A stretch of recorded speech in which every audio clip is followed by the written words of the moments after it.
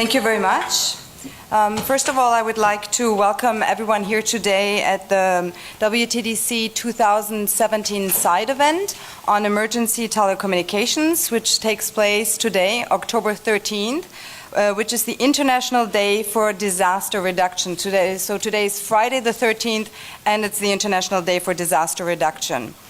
Disasters have devastating effects on people's lives, and they also have important economic impacts. The latest data show that in 2016, more than 445 million people were affected by disasters, and they forced 26 million people into poverty, and they cost the global economy $250 billion.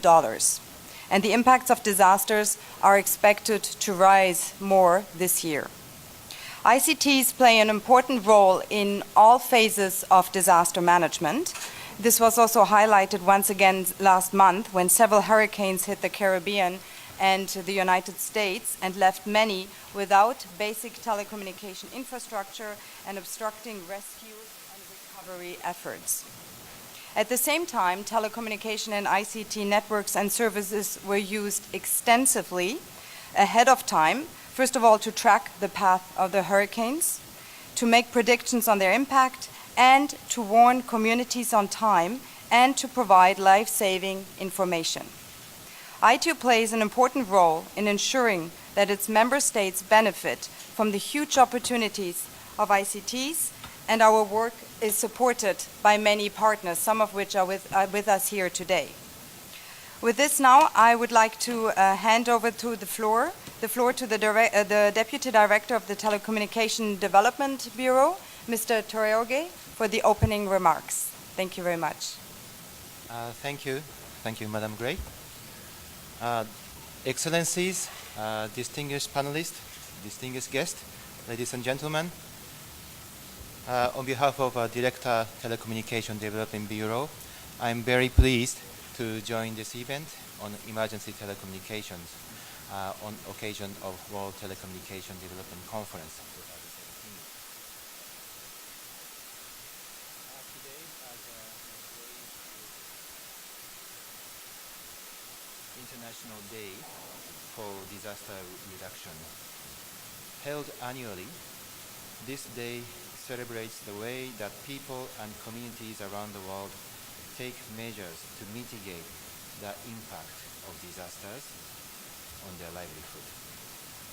Information and communication technologies play an important role in facilitating the flow of vital information in a timely manner before, during, and after disaster threat. Information is critical for government agencies, humanitarian actors for decision-making process, as well as rapid response during emergencies. So with ICT, we could overcome this devastating effect of the emergencies. The increasing growth of ICT networks and services means that more people can be reached. Today, the majority of the world's population is covered by mobile cellular signal, and increasingly, people have access to mobile broadband network. Almost half of the population of the world is using internet, including the mobile broadband, which opens up new ways of delivering services and saving lives. I recall it was in 1995. In my country, there was a great earthquake in Hanshin, west part of my country. And I recall people lined up for public telephone. That time it was a fixed telephone, and communication measure was a fixed telephone. Now the world is mobile internet. Despite the progress that we are making and the many successes, still far too many lives are lost in predictable events because of failure to fully take advantage of technological developments, to deploy early warning systems, and to grasp the growing threat of climate change and its impact on extreme weather events, including storms, floods, like a tsunami, and drought. I wish to share the experience of my visit. The East Japan great earthquake hit east coast of Japan. That was 2011 March, and I personally visited the strike area. About 10 days, people are still rescuing the stricken area, and it was completely nothing. It was devastating strike. Of course, no mobile telephone towers. Everything was destroyed. And the government and the mobile operators tried to restore the network. They made a tremendous efforts. And they benefit this emergency telecom equipment, starting with Wi-Fi. They have a communication measure with the Wi-Fi. It's a technology development. People much benefit with this communication measure. ITU is committed to fulfilling its mandate to use ICTs to save lives, and through our work to ensure that our member states benefit from huge opportunities that ICTs deliver for disaster preparedness, mitigation, response, and recovery. As part of our work, we increase awareness and build capacity in the area of ICTs for disaster management.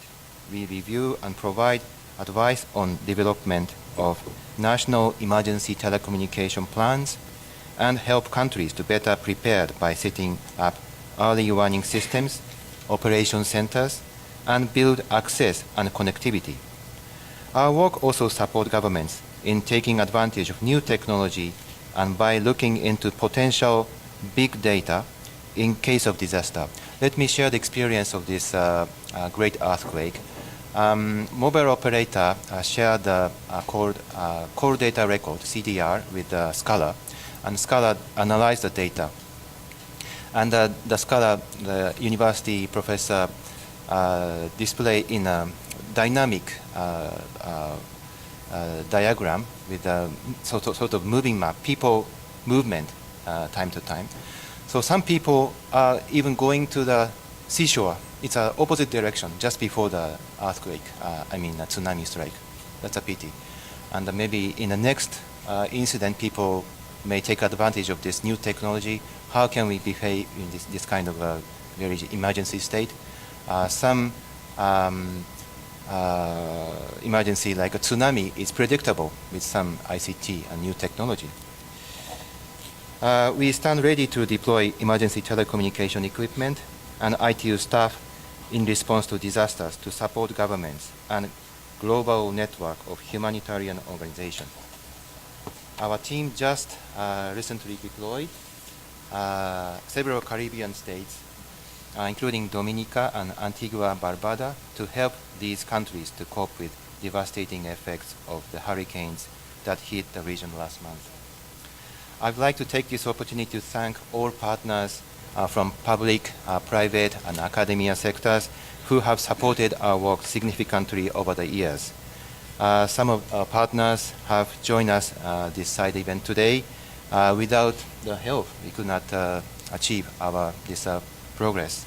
And thank you very much for our partners, and I'm very much looking forward to a fruitful discussion today.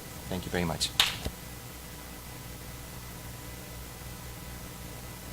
Thank you very much, Mr. Toriogi, for these opening remarks and for the insights you shared with us.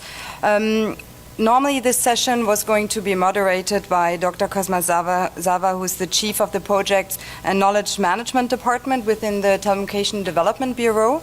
As you all know, we all have very busy schedules, and there are different meetings taking place at the same time. So, unfortunately, Dr. Zava will not be able to stay with us during the whole time. But we're lucky that he's here just to say a few words. Thank you very much. Thank you very much, Vanessa, and good afternoon. Thank you for your presence at this important session which we organize. Today is the International Disaster Reduction Day, and for us in the ITU, we want to demystify technology. So we want to have technology be seen as an instrument of preserving and saving lives. ITU, as we have heard, has been involved in this since its formation. And in the constitution of ITU, it is well stipulated that countries should use or prioritize the use of telecommunications for saving lives on land, at sea, and in the air. And that's what we try to do. For us, there is no sustainable development without effective disaster management and disaster risk reduction.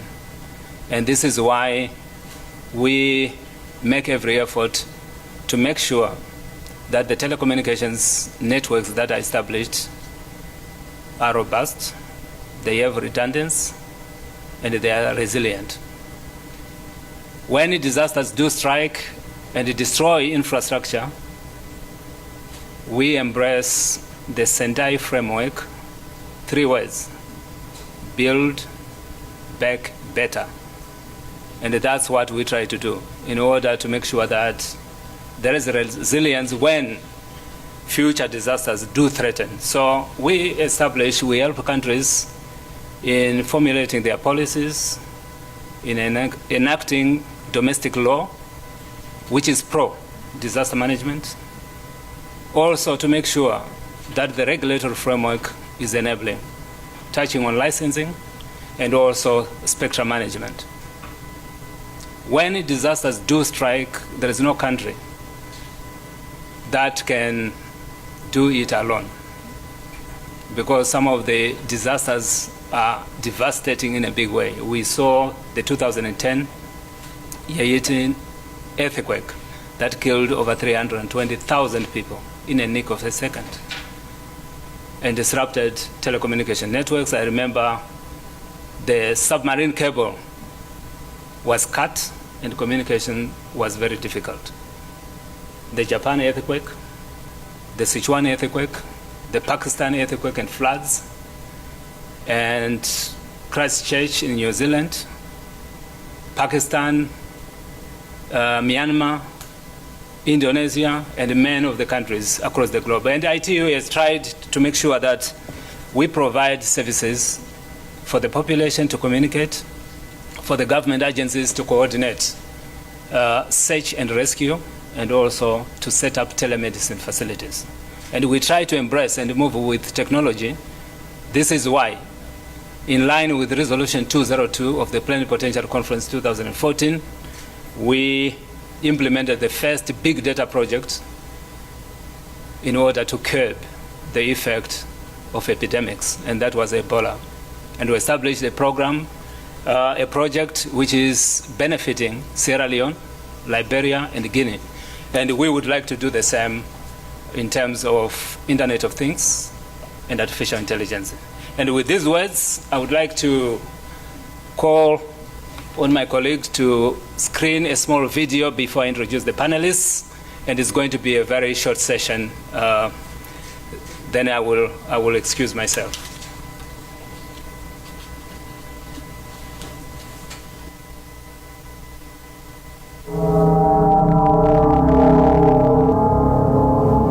No country, no individual is immune to disasters. Disasters have increased in frequency and magnitude. When disasters strike, they leave a legacy of lost and broken lives, as well as economic ruin.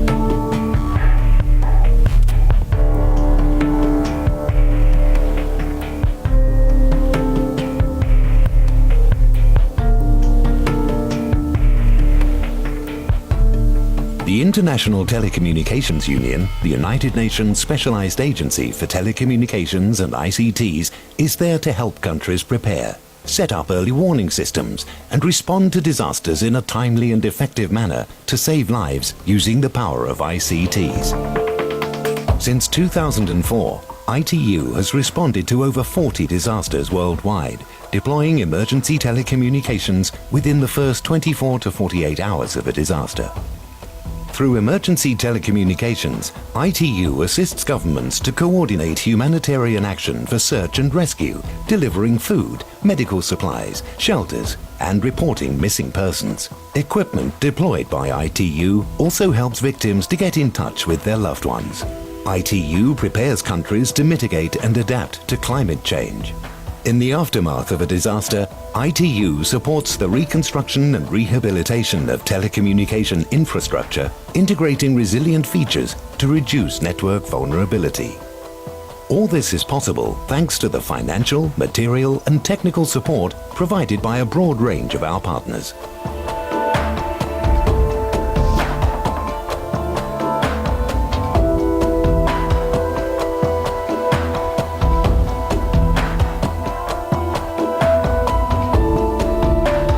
Be part of this humanitarian effort and contribute to saving lives.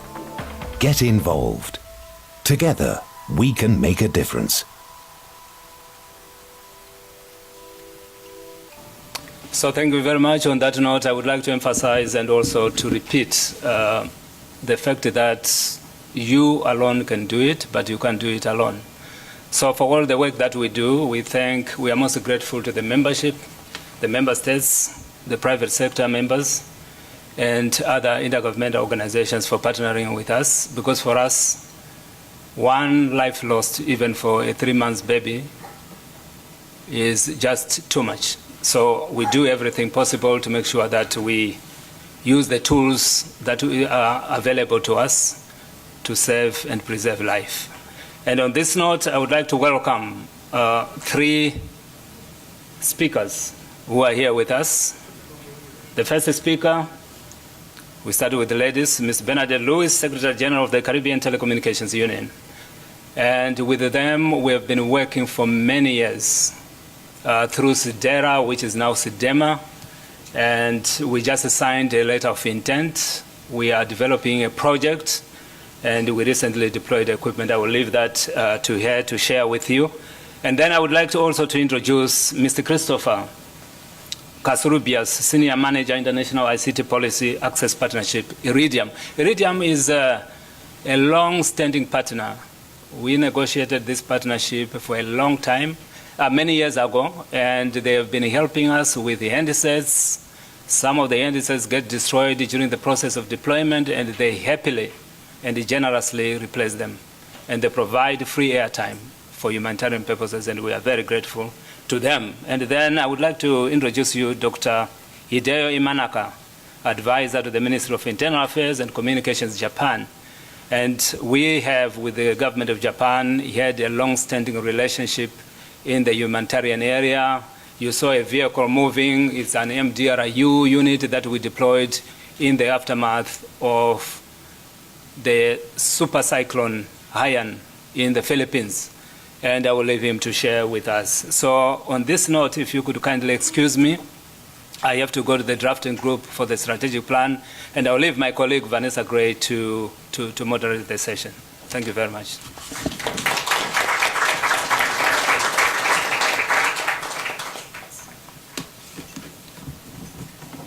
Thank you very much. And with this, I would like to pass the floor to Mrs. Bernadette Lewis for the first presentation. Thank you very much. Can we have the PowerPoint, please? Yes. Thank you very much. And while we are getting the PowerPoint up, I'd just like to thank the ITU for the opportunity to participate in this side event on the International Disaster Reduction Day, and having weathered a very, well, we're still going through it, a very violent hurricane season. You know, I think it is very appropriate, and I thank the ITU for the opportunity to be here. And we're going to be talking a little bit of what sort of lessons or conclusions we've come to as a result of the passage of 3 significant hurricanes over the course of the last month. And I start, welcome to the Caribbean. You know, you have the imagery of scenic, lovely blue seas, wondrous, lush vegetation, and so on. But we do have some dark clouds, we do have some secrets, we have some challenges with respect to the sizes of our many island countries. We have continental states, large areas. We have relatively small populations and weak economies. But on the side of natural disasters, we have been subject to many earthquakes, and we've heard of the one in Haiti in 2010. We also have volcanoes. We have an active volcano on the island of Montserrat. And an annual feature of our life in the tropics is the passage of hurricanes and tropical storms. And sometimes the tropical storms don't reach hurricane strength, but they can be equally devastating.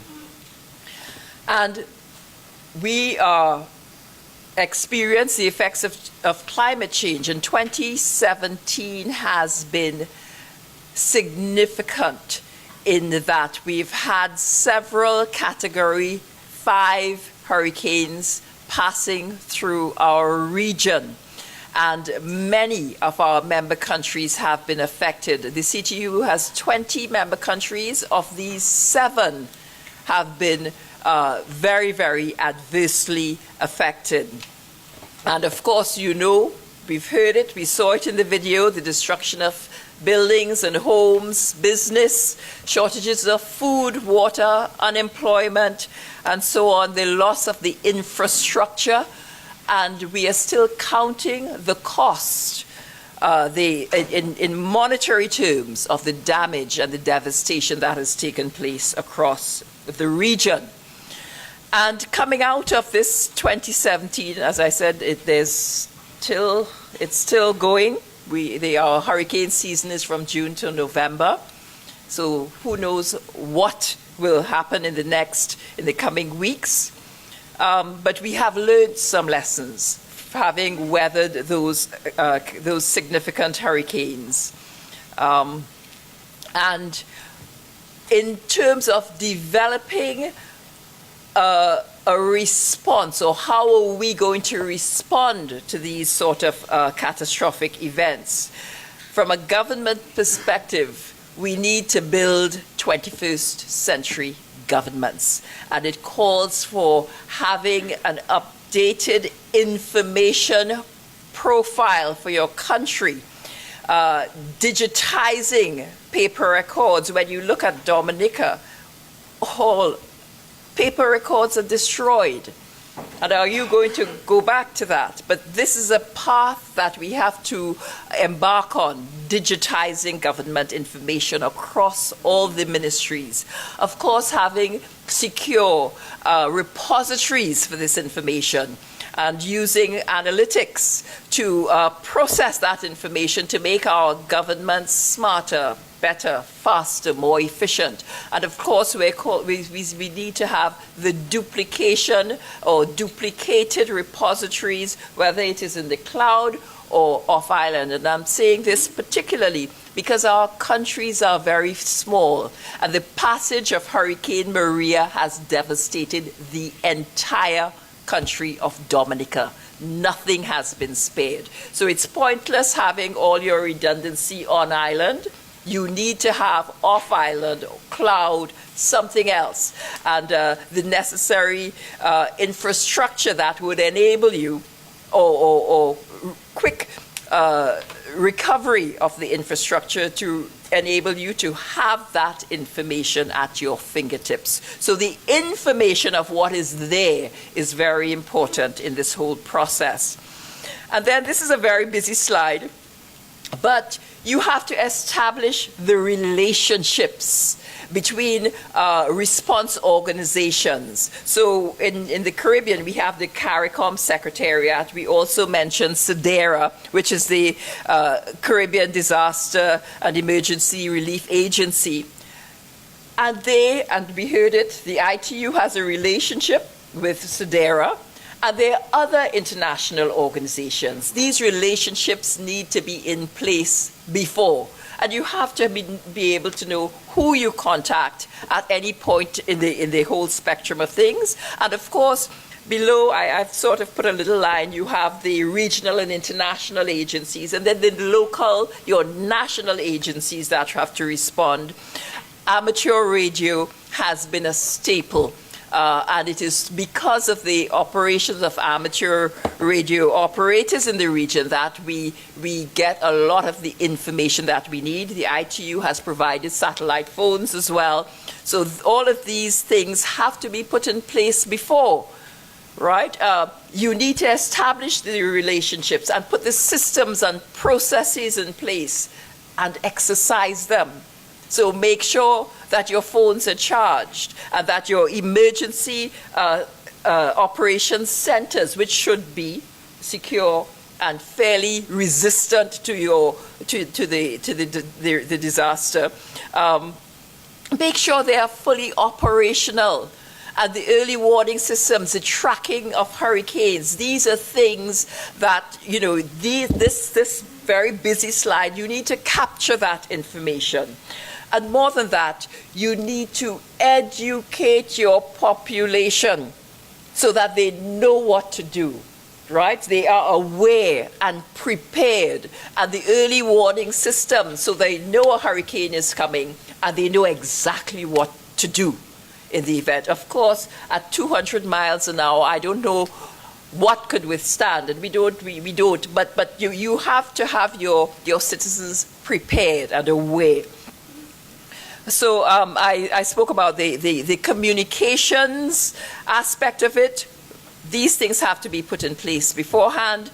You have to have a communication plan for all of country, all of your citizens, all of your stakeholders, and these plans need to be exercised. Those relationships need to be maintained. The contact information, how we get in touch with them, all of those things must be put in place in your whole plan, so that when the hurricane passes, you are in a position to execute it, right? I am not saying this is going to spare you from some of the devastation, but it certainly helps. It makes things a lot easier if the plan is executed properly. And afterwards, satellite imagery, I think, is very important. You could look at these two pictures of Dominica, before and after, two areas, and see the devastation.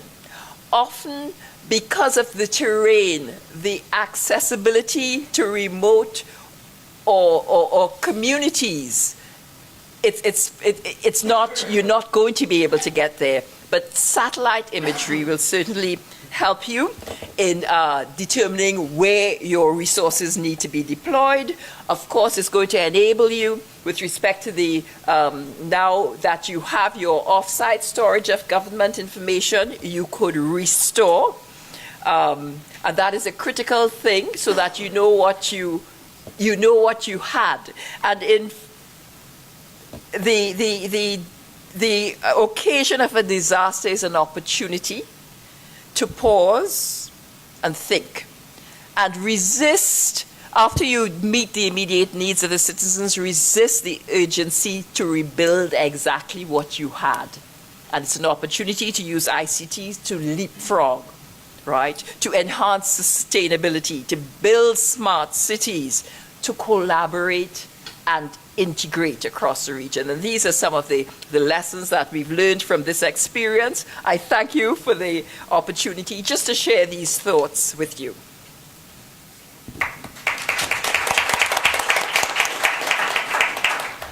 Thank you very much, and I think it's very important to highlight the importance of coordination, to be prepared, and to, you know, what are the typical things that governments can do before a disaster strike to be prepared. With this, I'd like to give the floor to Mr. Christopher Casarubias for his presentation. Thank you very much. Good afternoon, everybody. I'm indeed very happy to be here. Such a challenge to follow such a great speaker as Mrs. Lewis, but I'll do my best to provide my views in a useful and entertaining manner. I'm very glad to see familiar faces from industry, from policy-making bodies, and indeed from the ITUD sector. In particular, I would like to thank you, Vanessa, for organizing this and for the invitation. So I'm here representing Iridium, which, as you may know, is a global satellite network provider that has a history of collaboration with governments and international organizations for disaster management. A topic that indeed is becoming increasingly relevant, increasingly challenging, and that it's a very timely discussion, an appropriate discussion, the one that we're having here. So just a few words about Iridium, if you indulge me. Iridium is comprised of 66 LEO satellites. They operate in low Earth orbit. It's a global mobile satellite communications provider, providing data and voice capabilities over land, air, sea, including polar regions, which makes a unique provider. Iridium is right now transitioning to the new constellation called Iridium Next, which is expected to be fully deployed by 2018. And hopefully this will add capabilities to continue responding effectively to situations of emergency and disaster. Just a few examples, a list of disasters where Iridium has been involved, in many of them partnering with the ITU, as Mr. Gawasawa just recently mentioned. An important aspect of this is that Iridium monitors the spike of traffic when the disasters strike, and the data really evidence that countries, governments rely on satellite communications heavily when these situations happen and there are not other networks that can facilitate communications. So that's something very important to bear in mind. I'm sorry about the images. These are not nice pictures, and we had enough, I think. But we need to understand the scale of and size of our challenge here, really. Napa and Sonoma counties in Southern California, as we speak, they are facing fires over there. Recently, earthquakes hitting Mexico City, which is very dear to me, as is a city where I grew up. The hurricanes striking Puerto Rico, just examples of an increasingly challenging and changing world. This is not a forum to discuss whether climate change exists or not, but the reality is there. We have to face this. And if ICTs are not in themselves the solution, there are a very important aspect of toolkits that governments and citizens have to face these situations, to face these increasingly challenging situations. So if ICTs are in our day-to-day life are truly important, facilitate many things for us in our professional and personal life, they are vital when it comes to responding to emergency situations. So to put it simply, ICTs can make the difference between life and death in these situations. Just quoting a report from the International Federation of Red Cross, access to technology is as important as food and water in emergency response. I do think that this is not an exaggeration. There are some networks, some technologies that are uniquely suited to face disaster catastrophes and see. Satellite networks have unique characteristics. They are reliable because they are beyond the reach of natural disasters. They are independent to terrestrial networks, so they can continue working even if terrestrial networks have been hit. Importantly, they provide wide coverage, and especially they provide coverage in those remote communities that often are those that suffer more and are more at risk. Lastly, they can be interoperable with other networks, which complement other networks in these situations. But technology, again, is only an element on this puzzle. It's only a part of it. Regulations is truly important and play a fundamental role in how we prepare for these situations, in how we respond to these situations, in how we manage effectively emergency and disaster developments. So as new technologies evolve, we have to think if regulations are evolving at the same pace.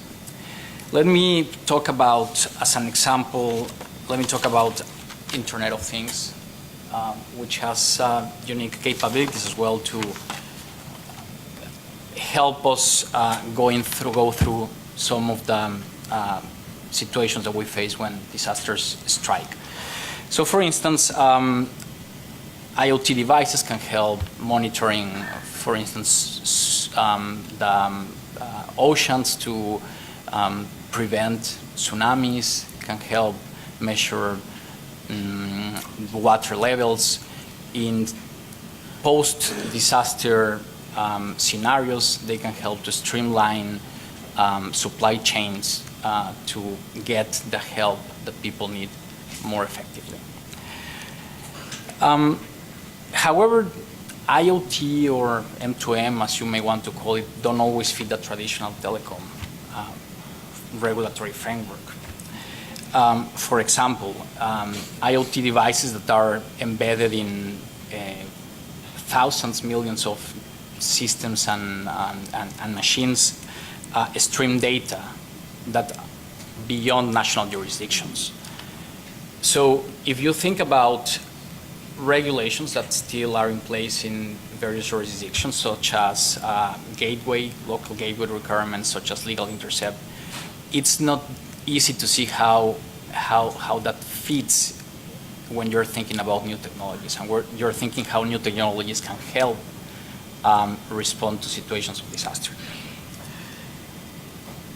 So, just to finalize, I have summarized, and really this is a summary, there are many things we should be doing as industry, some policy making bodies, international organizations, but I have summarized really in three important aspects how we can best leverage ICTs in emergency scenarios. One aspect, as Secretary General Luis mentioned, is basic, is not a secret sauce. It's something that we should absolutely be doing, but it's not always the case. So this is preparation. We have to be sure that there are disaster management plans in place, that these are cohesive, that these are comprehensive, that these bring in different views, different stakeholders. As part of that, education is basic, training of communities, training of government officials, and also things like having the actual equipment close to where the risk areas of disaster, which sounds perhaps simplistic, but it's not always the case.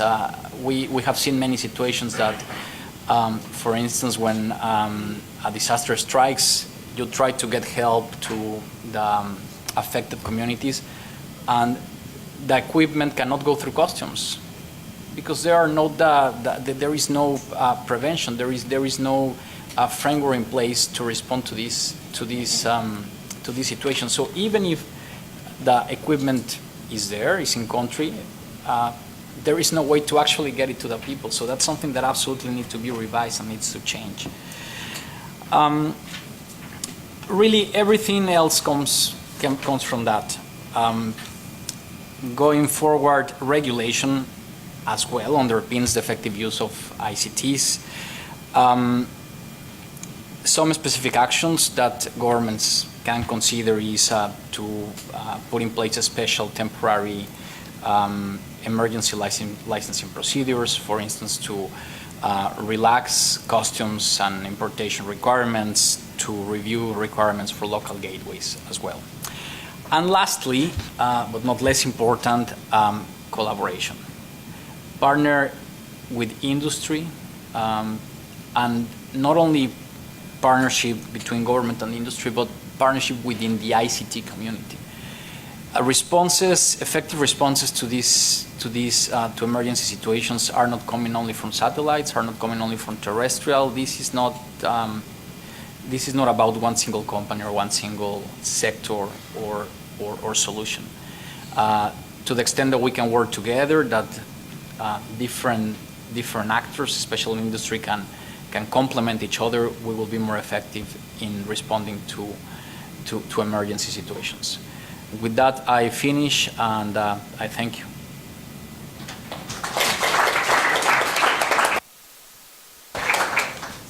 Thank you very much for this presentation, highlighting the importance of course, satellite networks, which are very often the first and for a while the only networks that are available when disasters strike, and also the importance of regulation to adapt to some of the new technologies that are at hand and that we need to take advantage of for better disaster management. Now I would like to pass the floor to Mr. Imanaka for his presentation. Thank you very much. Thank you. Thank you very much. I'm Hideo Imanaka from NTT Advanced Technology. But currently I attended as advisor of MYC Japan. And also I'm a vice reporter question 5 of study group 2. So may I sit here or?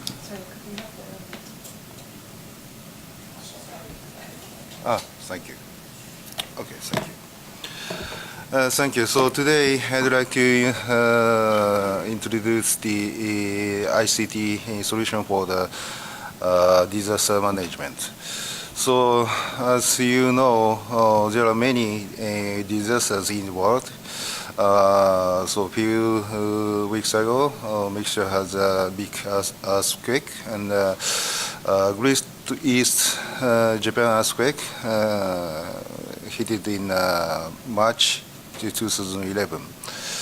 So at that time, the existing the network facility almost destroyed, and many victims couldn't use the mobile phones. So we lesson learned the several things from these disasters.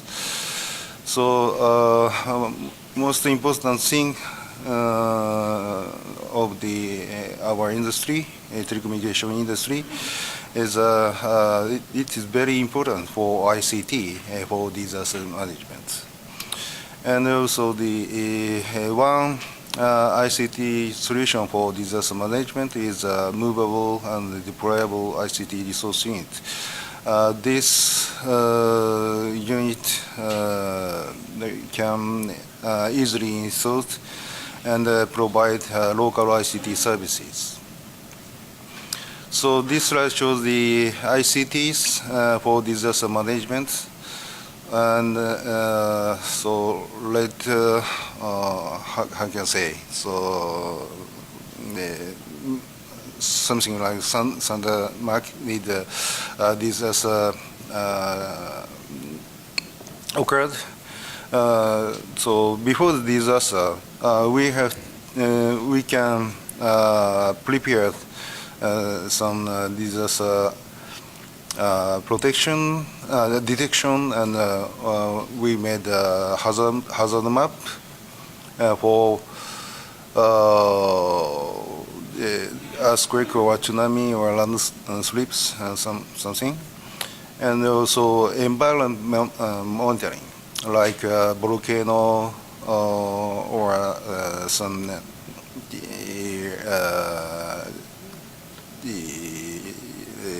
earthquakes and something. And so the network resilience part, the bottom part, is we prepare the network resilience, like duplication of the transmission lines or something. After the disaster, we need emergency alert and evacuation assistance and safety confirmations. So emergency telecommunication is very important for police, fire department, and hospital, and local government, and so on. And also, telecommunications in disaster areas are also very important because the families want to know their neighbors' safety. So later part is SNS analysis or healthcare network restoration is also important part. Okay, yes, I speed up. So this slide shows telecom need in the disaster. So just as after the disaster, the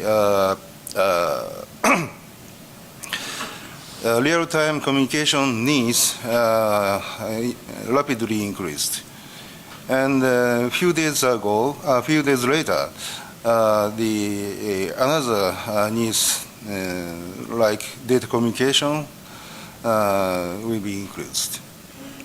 So needs are changed in the depend on the time. So this is MDRU in the disaster area. So high demand period, it is need to cover the telephone or telecommunication code lines. So when disaster occurs, MDRU set on the disaster area, and after the switch on the MDRU, you can use cell phone in your own phone number. This is very simple solution. So this MDRU has batteries and the Wi-Fi router and something. And when connecting the satellite or to the telephone line to the MDRU, you can call all over the world. So this is several types of MDRU. Very small type is a portable type. This attache case has IPPBX and Wi-Fi access point and battery. And also automobile type, mobile type, or the container type exists. So this slide shows the activity of the ITU related to MDRU. First one is the ITU project in the Philippines.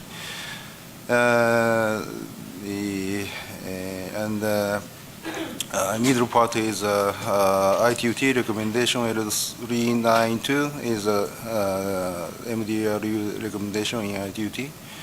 And the last one is, so this year, during WSIS, MIC announced Japan provides 3 sets of MDRU to ITU. Okay, this is a final slide. Okay, it's in the future, we need it is very important thing is capacity building and emergency drill using MDRU. So disaster, we don't know when disaster occurs, but we have to prepare how to utilize the emergency telecommunication equipment and how to manage the emergency situations. This is very important. Okay, that's all of my presentation. Thank you.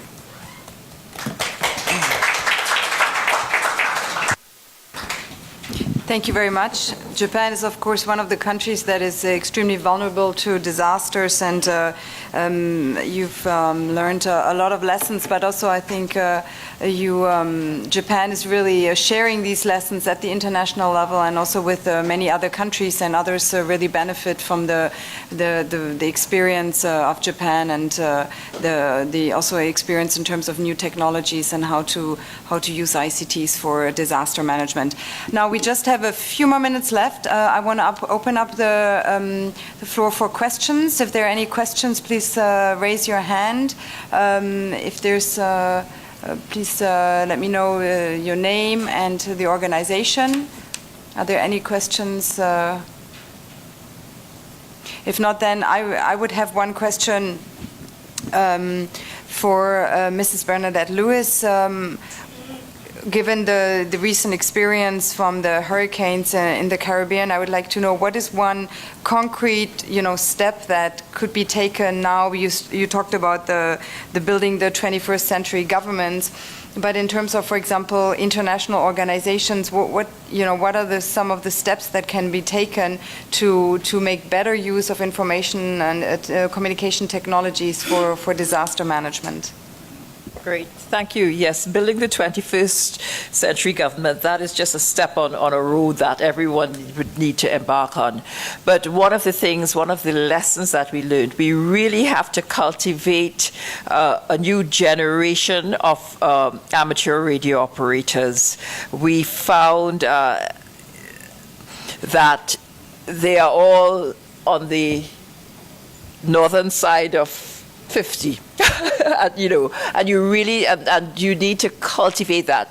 Amateur radio has been the bedrock of sustained communications during such emergencies, and one of the things we're looking at is actually facilitating this process and having a network of disaster-resistant centers that in times when you don't have a disaster, they could be used for actually training new operators and generating that interest across the region. That is absolutely one of the failings that we recognize. The other thing is the relationships, the management plans, those have to be in place. You must know exactly who to call when these things happen. I know that what has happened has been somewhat extreme in the region, but we really have to streamline those plans so that you don't get 50 calls from the Caribbean. The ITU does not receive 50 different calls from the region for the same thing. Yes? And I think we have to pay closer attention to how these organizations, institutions relate to each other, how they relate to the international response communities, and the organizations like the satellite operating companies. Those plans have to be put in place. And, it should not be a scramble. It should be, this is what we have to do, and get on with it. Thank you very much. I think with this, I'll be closing the session. Just a few takeaways that stuck in my mind is this building the 21st century government, smarter, better governments, but also regulation that needs to be adapted to new opportunities, to new technologies. We need duplication, redundancy, and resilience in preparation for disasters. Very important, we need better cooperation and relationships between the different players, that is at the international level, at the national level with the ministries, the ICT regulators, as well as the disaster management organizations, of course. We need to take advantage of the different networks, the satellite networks. You just mentioned the amateur radios. I think there are a few of these, also a few of them also here in the room today. Of course, the spread, the incredible spread of mobile networks and the opportunities those provide in reaching population groups that before were not connected. Take advantage of new technologies, and I think we've heard a lot of interesting recommendations here today. With this, I would like to thank all the speakers, and as well as the Deputy Director of the Telecommunication Development Bureau. And I know everyone's busy, we have other meetings to go to, and but for sure we will hear more about emergency telecommunication during this week, during next week, including in the regional initiatives and also in the general work of the ITU. Thank you very much.